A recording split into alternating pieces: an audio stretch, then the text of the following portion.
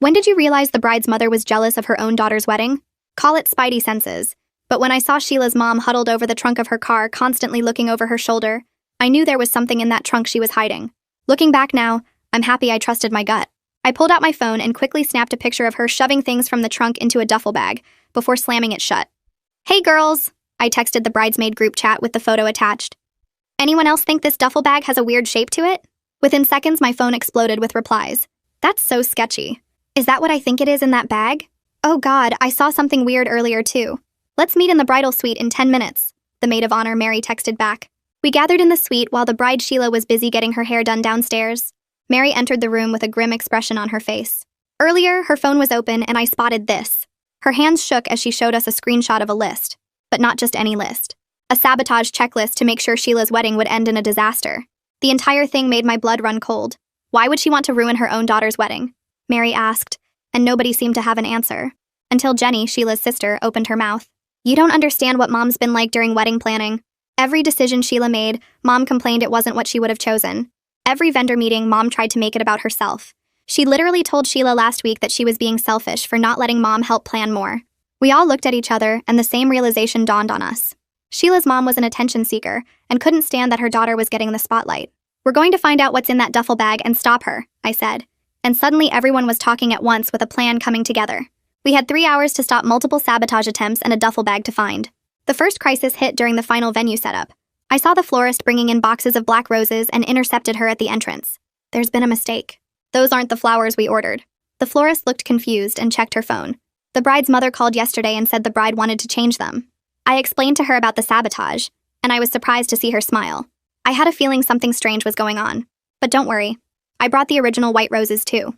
The next sabotage attempt came right before the ceremony when Mary spotted Sheila's ex-boyfriend pacing around the entrance. Mary pulled aside 2 other groomsmen and formed a wall.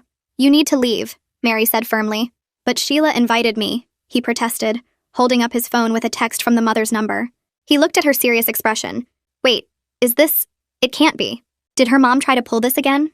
She did the same thing to us years ago. I really thought she'd changed. He apologized and swiftly left. Crisis 2 averted. I handled the cake situation myself by stationing myself in the kitchen. Sure enough, she switched out the sugar for salt.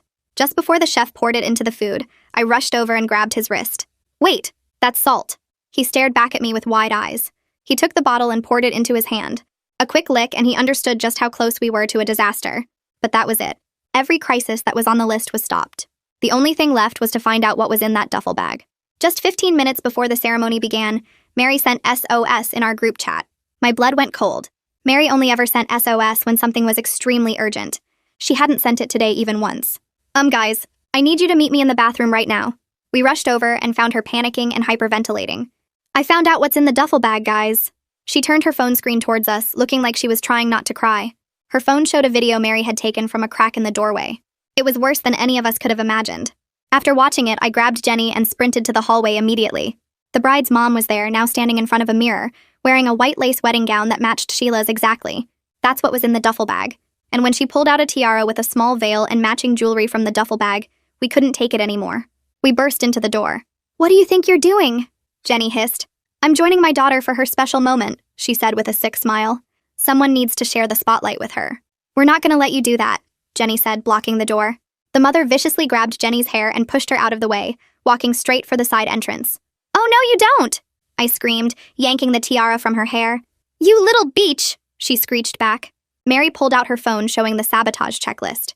We know everything. The flowers, the X, the cake, all of it. That's when Sheila's grandmother came out of the ceremony and took one look at her daughter in the white dress, and her face went hard as stone. Leave this venue immediately. You will not ruin your daughter's day just because you never got a wedding of your own. The mother's face scrunched up. She held her hand up to hit her. A security guard grabbed Sheila's mother's wrist mid-swing and pulled her arm down to her side. The grandmother didn't flinch or step back. Her face stayed hard as stone while she stared at her daughter. I moved immediately to stand between them along with Jenny and Mary, forming a wall of bridesmaids blocking any path Sheila's mother might take toward her mother. Iris Meadows appeared from around the corner with 2 more security guards in tow, her heels clicking rapidly against the floor. She took one look at Sheila's mother in the wedding dress, and her expression shifted from professional concern to barely contained anger. Iris walked straight up to our group and positioned herself next to the grandmother. She pulled out her phone and held it up, showing a recording app already running. Her voice came out calm, but firm when she asked if we wanted to file an assault report right now. The grandmother shook her head and said she just wanted her daughter removed from the property. Sheila's mother tried to jerk her arm free from the security guard's grip, but he held firm without hurting her. The sound of rapid footsteps made us all turn toward the main hallway. The groom appeared around the corner, his tie slightly loose and his face flushed like he'd been running. He froze when he saw Sheila's mother standing there in the white lace wedding dress that matched his bride's gown exactly. His face went completely pale and his mouth opened, but no words came out for several seconds. Mary stepped forward and started explaining everything in quick, clipped sentences. She told him about the sabotage checklist, the black roses, the ex-boyfriend, the salt in the cake mix, and now this duplicate wedding dress. The groom's hands clenched into fists at his sides while he listened. Security kept holding Sheila's mother at arm's length as she tried to interrupt Mary's explanation with protests about being the mother of the bride. When Mary finished talking, the groom pulled out his phone with shaking hands. He typed out a text message and showed it to Iris before sending it. The message told Sheila he needed 5 more minutes before the ceremony could start. Iris nodded her approval and gestured for the security guards to follow her. Iris took charge by gripping Sheila's mother's elbow and steering her down the hallway toward the venue offices. The 2 security guards flanked them on either side as they walked. Sheila's mother's white dress dragged slightly on the carpet and the veil bounced with each forced step. Iris spoke in a voice loud enough for all of us to hear as they moved away. She explained that Sheila's mother had violated multiple venue policies, including harassment of guests and attempted assault. The locked office door opened and Iris guided Sheila's mother inside while explaining she could be charged with trespassing if she tried to enter the ceremony space. Sheila's mother screamed that this was her daughter's wedding and she had every right to be there. Her voice echoed down the hallway, making several guests poke their heads out of the ceremony room to see what was happening. Iris remained completely calm when she stated that only Sheila's name appeared on the contract. She added that the bride had full authority to determine who could and couldn't attend her wedding. One security guard positioned himself directly outside the office door, while the other moved to monitor the nearest exit. Iris locked the door from the outside and pocketed the key before walking back toward our group. We gathered in the hallway about 20 feet from where the confrontation happened. Mary looked at each of us with an expression that said we needed to make a critical decision immediately. She said Sheila deserved to know everything right now before walking down the aisle. Her voice came out steady, but her hands were still shaking from the adrenaline. Jenny crossed her arms and argued the opposite. She worried that telling her sister about their mother wearing a duplicate wedding dress would completely destroy Sheila's ability to enjoy her own ceremony. The groom stood between them, listening carefully to both arguments. I pointed out that if something else happened during the ceremony, and Sheila found out later we'd kept this from her, she might never forgive us. The grandmother spoke up from where she'd sat down on a nearby bench. She said her granddaughter was stronger than we thought, and hiding the truth would be worse than delivering bad news. Mary pulled up the video on her phone showing Sheila's mother in the wedding dress, and asked if we really thought Sheila wouldn't notice her mother was missing from the ceremony. Several other bridesmaids nodded in agreement. The groom held up his hand to stop the debate. He said we needed to tell Sheila a simplified version now so she wouldn't be blindsided if another problem emerged during the ceremony. His voice sounded firm despite the stress showing on his face. He volunteered to be the one to deliver the news since he could provide immediate emotional support. He explained that Sheila needed to hear it from him, so she'd know they were handling this together as a team. Jenny wiped tears from her eyes but nodded in agreement. The groom asked us to give him 10 minutes alone with Sheila in the bridal suite. He promised to help her decide how to proceed and whether she wanted to delay the ceremony or push forward. Mary offered to come with him, but he shook his head. He said this needed to be a private conversation between him and his bride. Iris returned from posting the security guard and told the groom she'd make sure no one interrupted them. He thanked her and headed toward the bridal suite with his shoulders squared like he was preparing for battle. While the groom walked toward the bridal suite, I pulled Iris aside near the hallway window.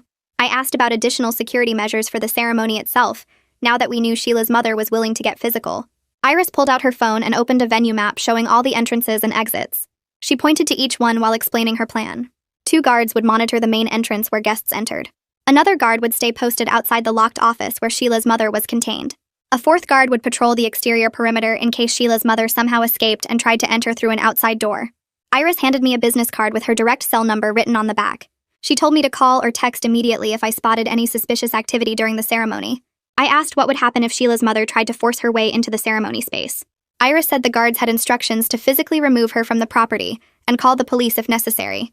She added that she'd already documented everything with photos and witness statements in case legal action became necessary later.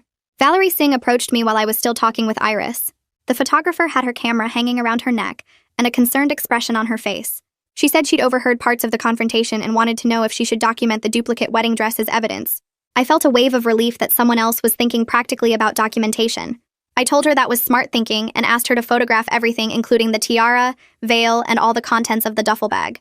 Valerie said she'd already taken a few shots during the confrontation but wanted permission before doing a full evidence session. Iris immediately agreed and offered to escort Valerie to the locked office where the dress and accessories were stored. She unlocked the door carefully while the security guard kept watch. Valerie stepped inside and started photographing the wedding dress from multiple angles. She captured close-ups of the lace pattern, the exact style of the neckline, and the way the veil attached to the tiara. I watched through the doorway as she photographed the empty duffel bag and the jewelry Sheila's mother had planned to wear. Valerie worked quickly and professionally, treating it like a crime scene photo session. The grandmother sat heavily on the hallway bench and gestured for Jenny and me to join her. We sat on either side while she stared at the carpet for a long moment.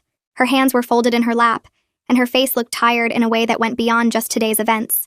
She admitted she'd watched her daughter's jealousy-poisoned family events for 30 years. Her voice came out quiet but steady as she explained the history. Sheila's mother never had a real wedding herself after a quick courthouse marriage that ended in divorce within 2 years. The grandmother said Sheila's mother spent the next 3 decades living vicariously through other people's celebrations. She'd tried to take over Jenny's high school graduation party and her college graduation dinner. She'd attempted to plan the grandmother's birthday parties without asking what she actually wanted. Every family event became a battle over control and attention. The grandmother explained that Sheila's mother's behavior had gotten worse as Sheila's wedding approached. She'd called the grandmother multiple times crying about how Sheila was being selfish and ungrateful. She'd sent long text messages listing everything she'd sacrificed as a mother. The grandmother said she'd tried setting boundaries, but Sheila's mother always found ways around them. Mary's phone buzzed and she pulled it out to check the notification. Her eyes widened and she held up the screen to show us new text messages. Sheila's mother was sending messages to distant relatives claiming we'd physically attacked her and dragged her away from her daughter's wedding. The messages painted Sheila's mother as a victim who just wanted to support Sheila on her special day. Mary scrolled through multiple texts showing Sheila's mother was working through her entire contact list. Several relatives had already responded with shocked reactions and questions about what really happened. Mary quickly took screenshots of every message while they were still coming in. I pulled out my own phone and forwarded everything to Iris as additional documentation of the harassment pattern. Jenny started composing a group message to family members explaining the actual situation. She wrote that her mother had attempted to wear a wedding dress to the ceremony and had tried to assault their grandmother when confronted. Mary added photos of the duplicate dress to the message as proof. We sent it to about 20 relatives who needed to know the truth before Sheila's mother's version spread too far. The bridal suite door opened and the groom emerged exactly 10 minutes after he'd gone inside. He looked directly at our group and gave us a clear thumbs-up signal. We all exhaled in relief and stood up from our various positions around the hallway. The groom walked over and spoke quietly so nearby guests wouldn't overhear. He explained that Sheila had cried for about 3 minutes after hearing what her mother tried to do. Then she'd gotten angry and thrown a decorative pillow across the room. After that, she'd wiped her eyes, fixed her makeup, and made a decision. Sheila told him she refused to let her mother ruin this day no matter what had happened. The groom said his bride wanted the ceremony to proceed immediately with only one change to the original plan. She wanted her grandmother moved to the front row where her mother was supposed to sit. Everything else would continue exactly as planned. He asked if we were all ready to make this wedding happen despite the chaos. We nodded and started moving toward our positions for the processional. I spotted Sheila walking toward us from the bridal suite with her robe still on and her makeup looking a bit smudged around the eyes. She stopped right in front of our group and looked directly at me. She asked if she could see the duplicate dress with her own eyes, because she needed to understand what her mother had planned. Iris immediately nodded and gestured for Sheila to follow her down the hallway toward the locked office where security had stored all the evidence. The rest of us stood there watching them walk away together while Jenny chewed on her thumbnail nervously. Iris unlocked the office door and held it open for Sheila to enter first. Through the doorway, I could see the white lace wedding gown hanging on a coat rack exactly where Valerie had photographed it earlier. Sheila walked right up to the dress and reached out to touch the fabric with one hand. She stood there for what felt like forever, just staring at it without saying anything. Then she turned around and told Iris she wanted the dress donated to a thrift store after today was over because she refused to let it sit in storage as a reminder of what her mother tried to do. Iris wrote something down in her phone and promised to handle the donation personally within the next week. The officiant appeared at the end of the hallway looking worried and checking his watch repeatedly. He approached our group and asked if we were ready to proceed with the ceremony or if we needed to postpone to another day given all the delays and complications. Sheila stepped forward before anyone else could answer and stated firmly that the wedding was happening right now. She explained that she only wanted to make one change to the ceremony plan to avoid giving her mother any more chances to cause problems. The officiant pulled out his ceremony notes and asked what modification she had in mind. Sheila said she wanted to eliminate anything that involved her mother, including any special moments or acknowledgments that had been planned. Kiara Lombard walked over carrying her event coordinator clipboard and tablet. She suggested we could eliminate the traditional mother of the bride moments, including the candle lighting ceremony and the special mother-daughter dance at the reception. Sheila agreed immediately without even pausing to think about it. Then she asked if her grandmother could sit in the front row where her mother was supposed to be seated during the ceremony. Kiara made notes on her tablet and confirmed that she would have the seating chart updated and the programs adjusted to remove all references to the mother of the bride role. The grandmother walked over and hugged Sheila tightly, while telling her she would be honored to sit in that seat and represent the family properly. Kiara checked her watch and announced we had exactly 8 minutes before the new ceremony start time. That's when we all heard the loud pounding coming from down the hallway where the locked office was located. Sheila's mother's voice carried through the building as she demanded to be released immediately. One of the security guards walked toward the noise while speaking into his radio. He stopped outside the locked door and informed Sheila's mother through the wood that she had 2 options. She could leave the building voluntarily right now and avoid any further legal complications. Or she could be escorted off the property by security, with a formal trespass warning that would be documented and filed. The pounding stopped for a moment, and then Sheila's mother started screaming even louder than before. Sheila's mother shouted that she was going to call the police and report all of us for kidnapping and false imprisonment. Iris actually laughed out loud at that threat and pulled out her own phone while walking toward the locked office.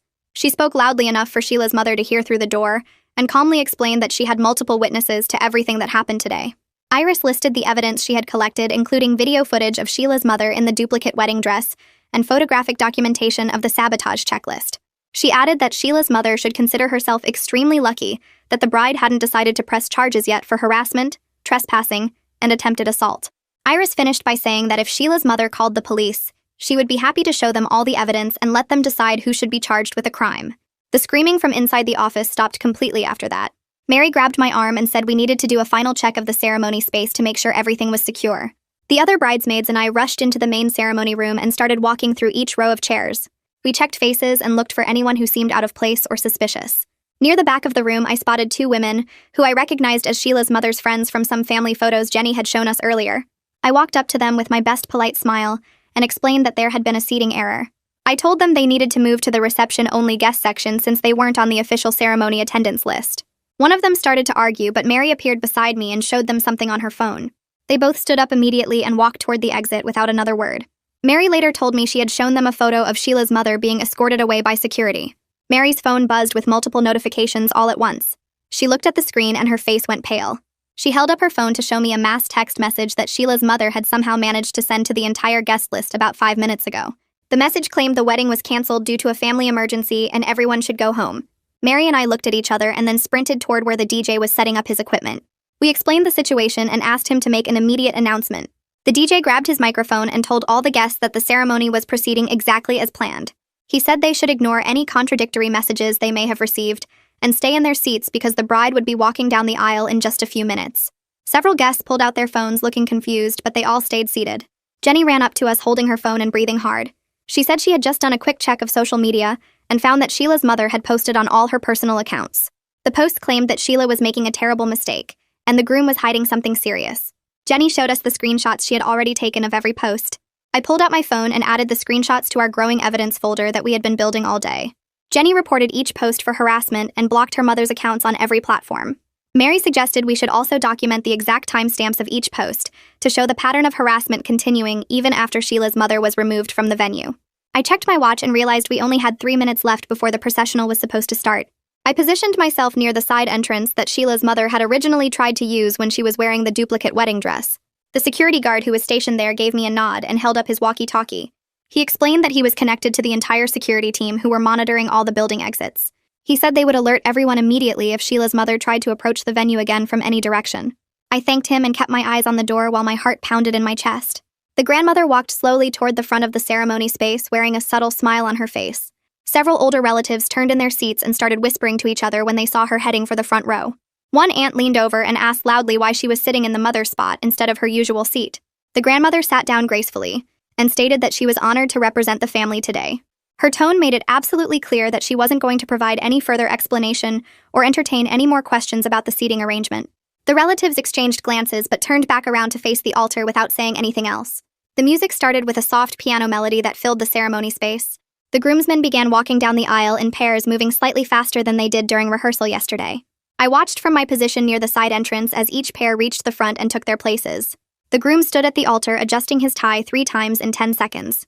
His eyes kept darting toward the bridal suite entrance like he expected something to go wrong at any moment. I checked my phone one more time to make sure Sheila's mother hadn't somehow sent another mass text to the guests. Nothing new appeared on the screen, so I tucked it back into the small pocket hidden in my bridesmaid dress. The coordinator gave me a small nod, indicating it was my turn to walk. I picked up my bouquet and started down the aisle at the practiced pace. My eyes scanned every face in the seated rows looking for anyone who might be working with Sheila's mother.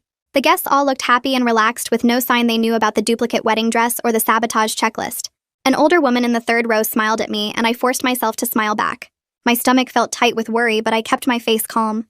I reached the altar and took my position on the left side.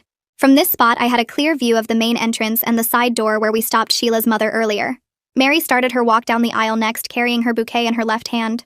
Her right hand stayed pressed against the side of her dress where I knew she had tucked her phone. She walked slowly and deliberately, scanning the room just like I had done. When she reached the altar, she positioned herself at the front of the bridesmaid line. Her angle gave her a perfect view of both entrance points and the hallway leading to the locked office where security was keeping watch. The music shifted to a different melody, and everyone in the room stood up and turned toward the back. Sheila appeared at the entrance with her father holding her arm. Even from this distance, I could see her eyes looked slightly red and puffy under the professional makeup, but her chin stayed up and her shoulders were straight. She wore the white lace gown that matched the one Sheila's mother tried to wear, and it looked absolutely perfect on her. The guests made small gasping sounds, and several people pulled out their phones to take pictures. The photographer moved quickly to capture Sheila's first step down the aisle. Her father walked beside her at a steady pace, and I saw him squeeze her hand gently. They made it about halfway down the aisle when a muffled shouting sound came from somewhere deep in the building. It sounded like Sheila's mother screaming words I couldn't make out clearly. The band immediately increased their volume, drowning out the distant noise. The guests didn't seem to notice anything wrong as they watched Sheila continue her walk toward the altar. My hands gripped my bouquet tighter, and I saw Mary's fingers twitch toward her phone. Sheila's face stayed calm and focused on the groom waiting for her at the front. The shouting faded away as she took the final steps. The groom reached out and took both of Sheila's hands in his when she arrived at the altar. He leaned in close and whispered something I couldn't hear. Whatever he said made her smile genuinely for the first time since I saw her in the bridal suite. The guests sat back down and the room went quiet except for a few people sniffling. The officiant stepped forward and began speaking about how love perseveres through all challenges. His words felt perfectly timed given everything that happened in the last hour. My phone buzzed against my leg, and I carefully shifted my bouquet to pull it out just enough to read the screen. The text from Iris said Sheila's mother attempted to push past security at the main entrance, and they were now escorting her completely off the property. I caught Mary's eye and gave a small nod. She passed the signal to Jenny, who let out a tiny breath of relief. The immediate threat was gone from the building. The officiant continued with the opening remarks while I went back to watching every entrance and exit like a security guard on high alert. A few guests in the middle rows kept glancing at me with curious expressions. They probably thought I was just a really attentive bridesmaid, instead of someone actively protecting the ceremony from sabotage. The ceremony moved through traditional readings and the exchange of intentions. I kept my eyes moving between the doors and the couple at the altar. My feet started to hurt from standing so still in heels, but I didn't dare shift my weight or relax my guard. The officiant reached the part where he asked if anyone objected to the marriage. The room went completely silent for 3 long seconds.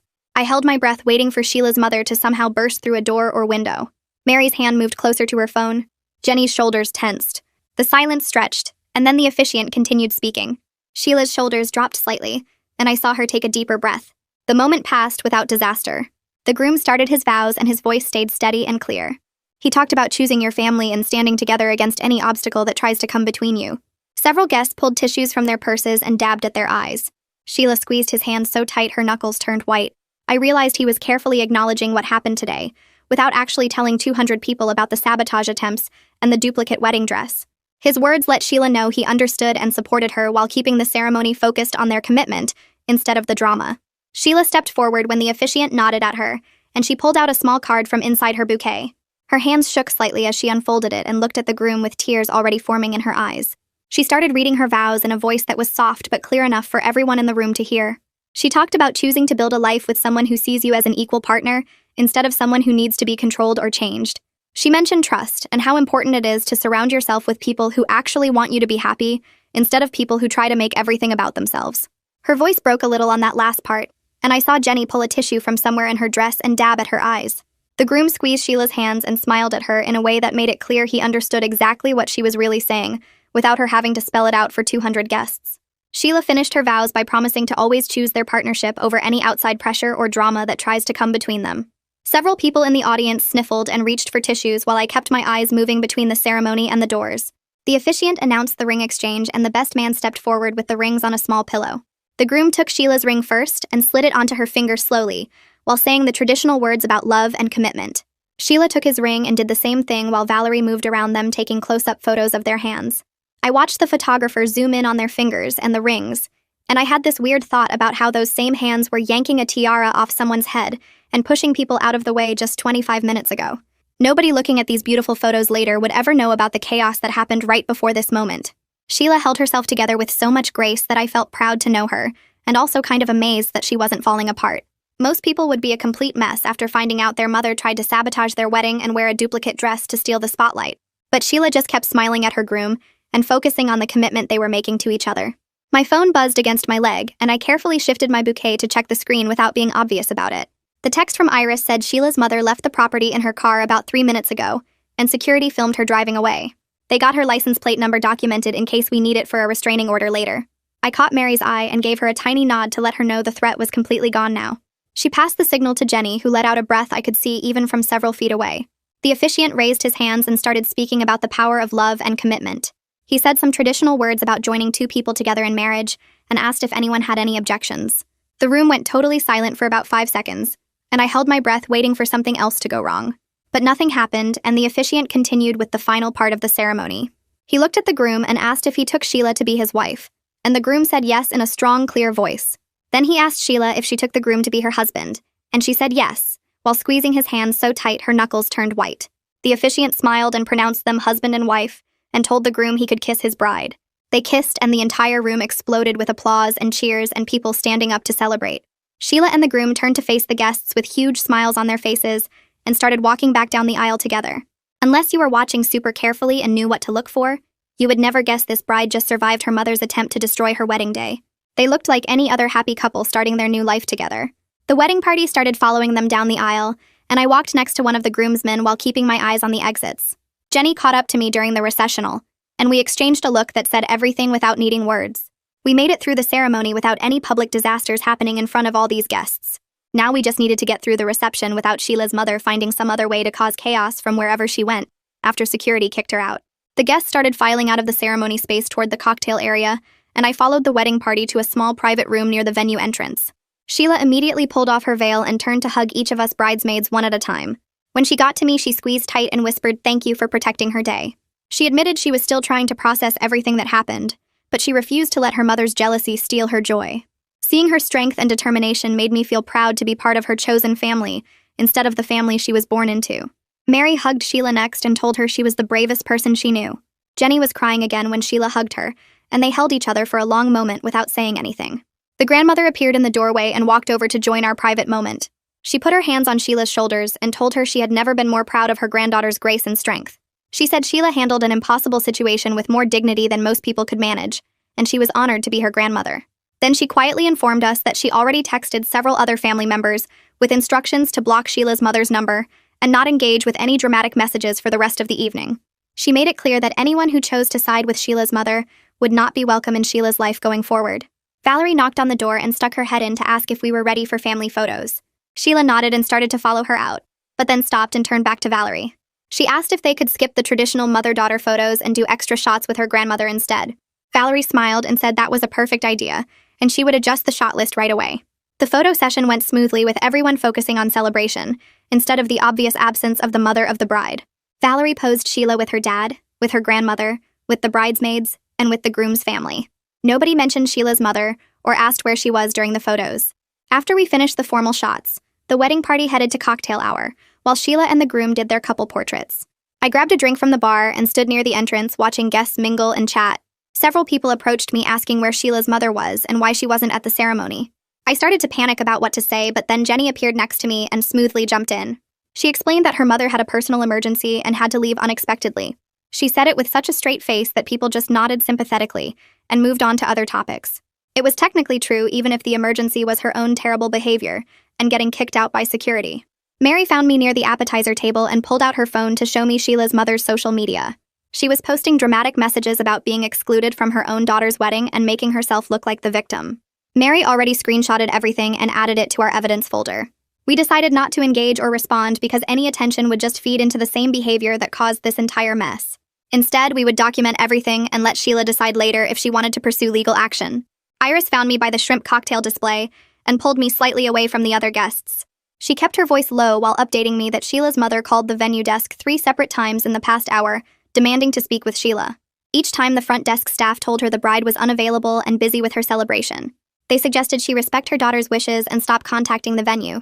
Iris said the staff handled it perfectly and kept detailed notes of each call, including timestamps, and exactly what Sheila's mother said. I thanked her for the professional way everyone managed the situation, and she squeezed my arm before heading back to coordinate the room flip for dinner service. The DJ's voice boomed through the speakers announcing it was time to move into the main ballroom for the reception. Guests started flowing toward the decorated space while upbeat music played to build energy. I followed the crowd and found my assigned seat at the head table facing the dance floor. The DJ introduced each member of the wedding party one by one, and we walked in to applause and cheers. When he announced Sheila and the groom as Mr. and Mrs. and for the first time, the entire room erupted. They entered holding hands and beaming at everyone. The groom lifted their joined hands in victory, and Sheila laughed with pure joy on her face. Watching them soak up the moment made me realize they were actively choosing to focus on celebration, instead of dwelling on the chaos from earlier. They weren't going to let Sheila's mother steal this experience from them. Dinner service began with servers bringing out the first course while soft background music played. The grandmother stood up with her champagne glass and tapped it gently with a fork. The room quieted down as everyone turned their attention to her. She spoke about watching Sheila grow into a strong and independent woman who knew her own mind. She talked about the importance of surrounding yourself with people who genuinely support your happiness, rather than people who demand attention for themselves. Her voice stayed steady as she said that true family shows up when you need them most, and everyone who matters is right here in this room tonight. Several relatives nodded knowingly at her words, and I caught a few people glancing at the empty mother of the bride seat. The grandmother raised her glass and toasted to Sheila and the groom, building a life based on mutual respect and unconditional love. Everyone clinked glasses and drank while Sheila wiped away happy tears.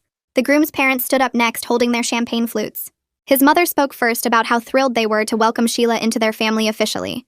She promised they would always treat her with kindness and respect, no matter what challenges came their way.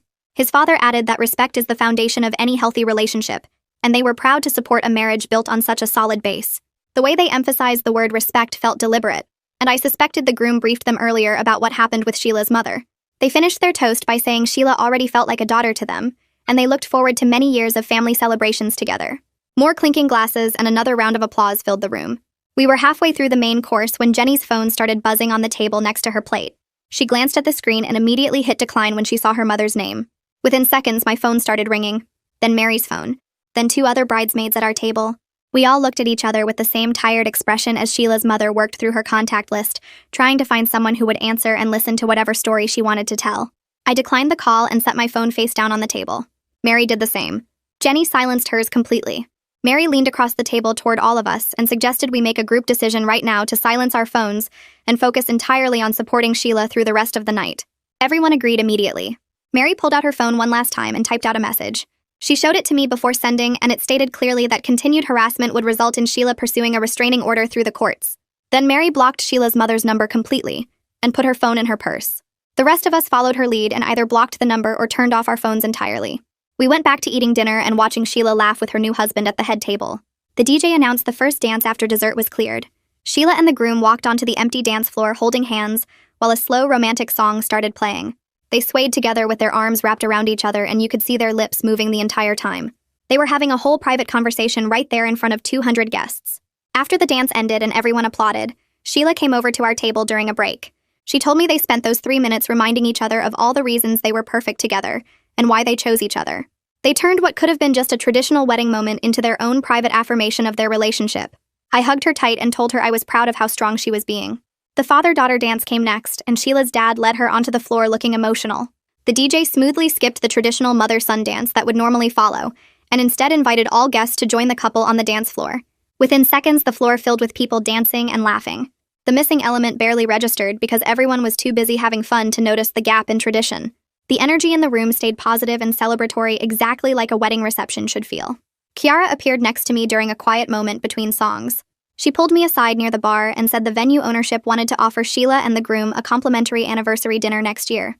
She explained it was their way of apologizing for the security situation that allowed Sheila's mother to get as far into the building as she did before being stopped. I thanked her for the generous offer, but pointed out that the venue staff actually handled everything perfectly once they understood what was happening. The security team responded immediately and professionally.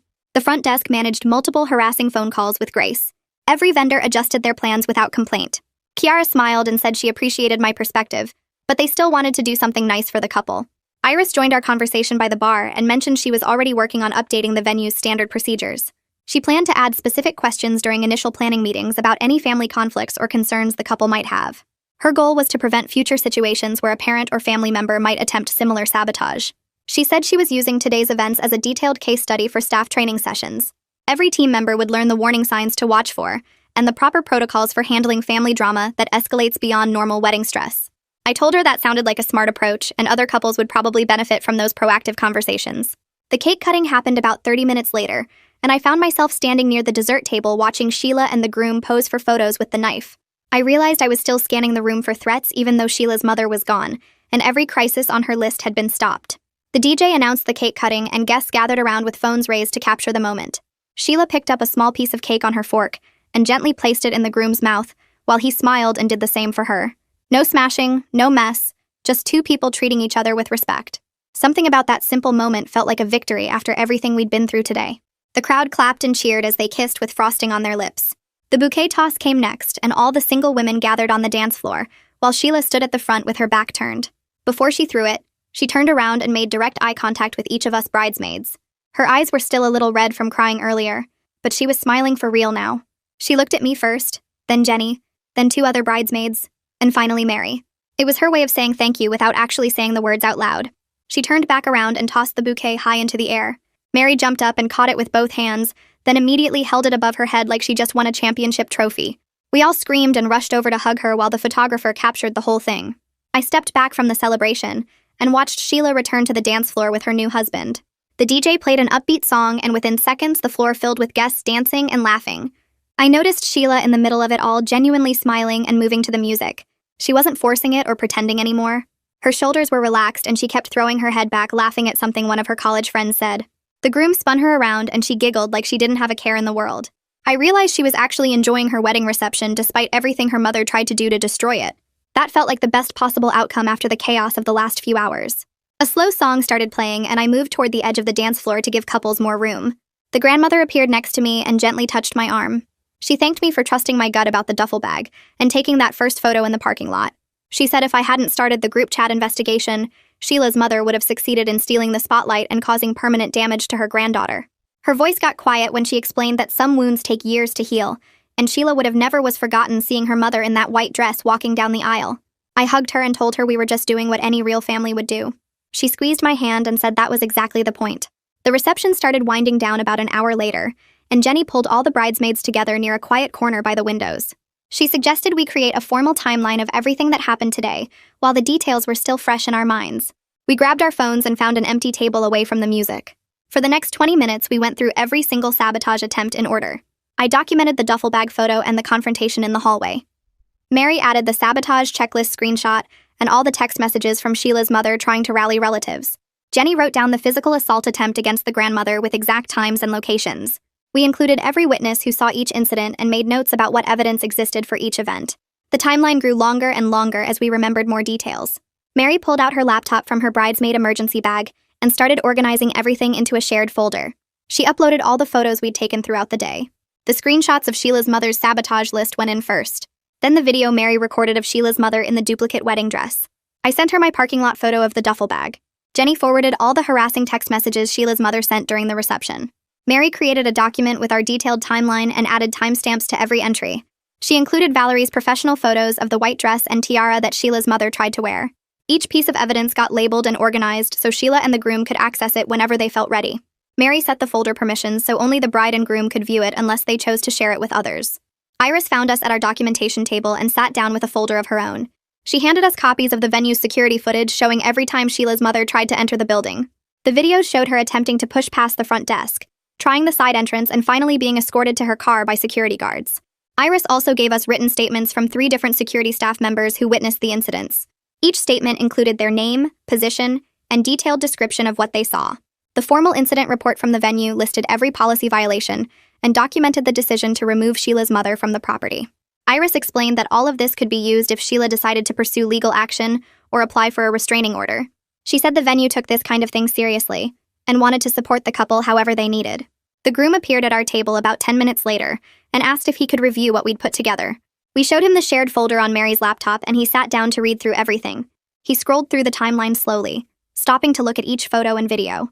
His face stayed calm, but I could see his jaw getting tighter as he read about each sabotage attempt. He spent extra time looking at the video of Sheila's mother in the wedding dress, and the photos of the duplicate tiara. When he finished reading, he closed the laptop and told us he and Sheila had already decided to talk to a lawyer about getting a restraining order. He said they couldn't live their married life constantly worried about what Sheila's mother might do next. His voice was steady and firm, like he'd already made peace with the decision. Sheila joined us a few minutes later, still in her wedding dress but with her shoes off. She sat down next to her husband and he showed her everything we'd documented. She scrolled through the folder and nodded as she read each entry. When she finished, she looked up at all of us and explained that she was done trying to manage her mother's behavior through family conversations and boundaries that Sheila's mother just ignored. She said she finally recognized that her mother's jealousy had gotten dangerous, and she needed actual legal protection. Her voice didn't shake when she talked about it. She sounded tired but also clear about what needed to happen. She said she wanted to protect her new marriage from future sabotage attempts before Sheila's mother could plan something even worse. We spent the next few minutes talking through the evidence we'd collected. Jenny brought up the fact that Sheila's mother tried to hit her own mother in front of multiple witnesses, including security staff and the event coordinator. That attempted physical violence made the case for a restraining order much stronger, according to what Iris had told us earlier. The grandmother sadly agreed that legal action was necessary at this point. She said she'd provide a written statement about the long history of attention-seeking behavior and boundary violations going back decades. She mentioned specific incidents from family holidays and events where Sheila's mother created drama to get attention. Her voice was heavy but determined when she said this was about protecting Sheila's future and any grandchildren who might come along. The groom thanked her and said they'd contact a family law attorney first thing after the honeymoon to start the restraining order process. The band starts their final set and guests begin filtering toward the exit with coats and purses in hand. Sheila and the groom position themselves near the main door and shake hands with every single person who walks past. I watch from a few feet away as an elderly couple stops to tell Sheila how beautiful the ceremony was and how they've never seen a bride look so happy. The woman has no idea that 3 hours ago we were yanking a tiara off someone's head in a hallway. A group of the groom's college friends comes through next, and they're all laughing about the speeches and the dancing. One guy mentions that this was the smoothest wedding he's ever attended with zero drama whatsoever. Sheila catches my eye over his shoulder, and we both have to work hard not to laugh at the irony. More guests file past with similar comments about the perfect day and the gorgeous venue and the touching vows. Each compliment feels like a small victory because it means we actually pulled this off without anyone knowing what happened behind the scenes. The last few stragglers head out around 11 and Sheila finally kicks off her heels right there in the lobby. The groom wraps his arm around her waist and they just stand there for a minute looking exhausted but genuinely happy. I head back to the bridal suite to start packing up Sheila's stuff since she'll need it for the honeymoon tomorrow. The room is a mess of makeup bags and hair products and discarded tissue paper from gifts. I'm folding her robe when I spot a piece of paper sticking out from under the couch cushion. I pull it out and my stomach drops when I recognize Sheila's mother's handwriting. It's the original sabotage checklist that Mary screenshotted earlier, the actual physical list with pen marks and crossed out items. Reading through it again makes my blood pressure spike, because seeing it in her actual handwriting makes it feel more real and more twisted. She wrote out each planned disaster in neat bullet points like she was making a grocery list. Switch flowers to black roses, check. Invite the ex-boyfriend, check. Replace sugar with salt in cake batter, check. Wear duplicate wedding dress to ceremony, check. I sit down on the couch still holding the paper and feel this wave of anger wash over me. This woman actually sat down and planned out multiple ways to destroy her own daughter's happiness. But then I look around at the empty champagne bottles and the scattered flower petals and the photos Valerie left on the side table. We caught every single thing on this list. We stopped her. Sheila got her perfect day despite everything her mother tried to do. I fold the checklist carefully and tuck it into the evidence folder we're building, because even though it makes me furious, I'm also grateful we found it in time. Mary pokes her head into the suite and tells me the grandmother wants to talk to all of us before everyone leaves. We gather in a small conference room where the grandmother is already seated with a notepad in front of her. She looks tired but determined as she explains that she's calling a family meeting for next week with Sheila's father and several other close relatives. Her voice is firm when she says they need to discuss as a family how they're going to handle Sheila's mother's behavior going forward. She makes it crystal clear that anyone who tries to make excuses for the sabotage or downplay what happened today will not be welcome in Sheila's life anymore. Several relatives who are still at the venue immediately speak up to say they support whatever boundaries Sheila wants to set. Sheila's father nods and says he should have stepped in years ago when Sheila's mother's jealousy first started affecting family events. The grandmother writes down names of people who will attend the meeting and people who will be providing written statements about Sheila's mother's history of attention-seeking behavior. She mentions specific incidents from past holidays and birthdays where Sheila's mother created drama to get attention. The meeting only lasts 15 minutes, but it feels significant because the family is finally acknowledging the pattern, instead of pretending everything is fine. We head back outside where Sheila and the groom are loading gifts into their car to take to the honeymoon suite. Most of the vendors have packed up and left, and the parking lot is nearly empty now. Sheila sees me walking over and breaks away from the car to meet me halfway. She pulls me aside near the garden entrance where it's quiet and private. Her voice is steady, but emotional when she tells me that today taught her who her real family is. She says it's the people who showed up to protect her, rather than the person who gave birth to her. I feel my throat get tight because I know how much it costs her to say that out loud. We hug for a long time and I can feel her shaking a little bit even though she's trying to hold it together. When we finally pull apart, she thanks me again for trusting my gut about the duffel bag and for organizing everyone to stop the sabotage. The groom calls over that they need to get going, and Sheila squeezes my hand one more time before walking back to the car. I stand there in the parking lot watching them drive away with their car decorated in streamers and cans. Sheila waves out the window and I wave back thinking about how she can finally celebrate without constantly looking over her shoulder. She's heading into her marriage surrounded by people who genuinely want her to be happy, and who prove today that they'll fight to protect that happiness no matter what.